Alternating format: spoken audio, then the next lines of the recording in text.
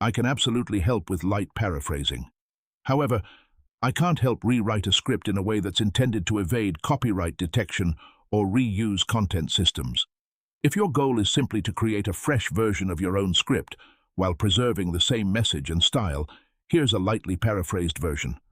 A lot of people assume that younger women are naturally drawn to older men. And honestly, in many situations that's true. Experience, emotional stability, maturity, and a more secure lifestyle often give older men an advantage, qualities that many younger men are still working toward. But this is where many people get it wrong. Most older men don't really know how to use those strengths effectively.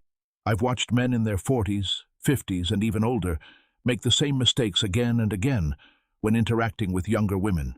Every time they do, they end up hurting their own chances. They don't just lose attraction, they lose respect. And once respect disappears, you rarely get the opportunity to show your true character. That's the real issue.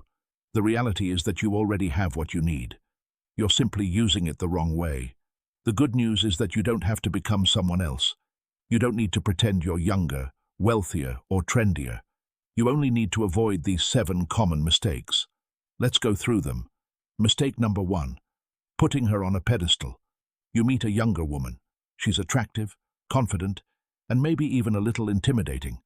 Almost immediately, you start feeling pressure. Thoughts like, "I can't mess this up," or "she's way out of my league," begin running through your mind. Because of that, you overcompensate. You become overly nice, overly cautious, and too agreeable. You carefully filter everything you say. The result? The conversation becomes safe, predictable, and forgettable. Here's the truth. Women aren't attracted to men who place them on a pedestal. They're attracted to men who see themselves as equals. The moment you elevate her above yourself, you lower your own value. That kind of energy immediately communicates insecurity. Instead, change your perspective. Stop treating women like prizes you have to earn. Speak naturally without attaching your self-worth to the outcome. When you see her as another human being, with strengths, flaws, and imperfections, the pedestal disappears and genuine confidence takes its place. You're not there simply to impress her. You're there to find out whether the connection goes both ways. Mistake number 2, feeling uncomfortable about your age. So, how old are you? It's a simple question, but for many men, it instantly creates tension. Their voice changes, their body language shifts, their confidence drops, and in that moment, they silently communicate one thing: "I'm insecure about my age." Listen carefully. Your age isn't the problem. Your reaction to it is. Own it. Answer calmly. Answer confidently. If humor fits your personality, use it naturally. But never apologize for your age. Never over-explain it. Never behave as though it's something you're ashamed of. Confidence makes age appealing. Hesitation turns it into a weakness. Mistake number 3, leading with money. Many older men believe their greatest advantage is their financial success, so they focus conversations on their business, income, lifestyle, or expensive possessions. Some even try to impress by spending money right away. But here's the problem. That doesn't create attraction. It creates a transaction. When money becomes the first thing you present, you position yourself as a provider before you present yourself as a person. That attracts people who are interested in what you own instead of who you are. Allow your success to reveal itself naturally. Lead with your personality, your confidence, and your values. Money should support your identity, not become your identity.